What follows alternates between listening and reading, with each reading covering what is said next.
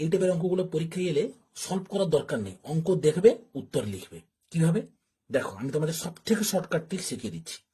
তো উপরে যে 6টা সংখ্যা আছে অর্থাৎ 999 আর 995, এই 6টা সংখ্যাকে লিখে নেবে 999 আর 995।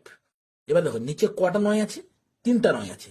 তাহলে 3টা 9 মানে 3 নম্বর 9টা যে আছে সেখান থেকে 1 মাইনাস করবে আর লাস্টেরটাই 1 প্লাস করবে। তাহলে সমান কত হবে? তাহলে 99, এখান থেকে 1 মাইনাস করলে কত? 8, 99 আর এখানে 1 যোগ করলে এটা 6 হবে। তাহলে এটাই হচ্ছে অ্যান্সার, অর্থাৎ অপশন বি হচ্ছে রাইট অ্যান্সার। আরো একটা অঙ্ক করলে আরো ক্লিয়ার হবে। দেখো এই অঙ্কটা নিয়েছি, সে একই রকম টাইপের। এখানে 4টা সংখ্যা তুলে নেবে 9997। নিচে কটা 9 আছে? 2টো 9। তাহলে 2 নম্বর 9টায় 1 বিয়োগ করবে, লাস্টেরটার সঙ্গে 1 যোগ করবে। তাহলে কত হবে? 9898। তাহলে অপশন সিটা হচ্ছে রাইট অ্যান্সার। যারা শর্টকাট পদ্ধতিটা মনে রাখতে পারবে না তারা এইভাবে সলভ করবে। দেখে না কিভাবে সলভ করেছি।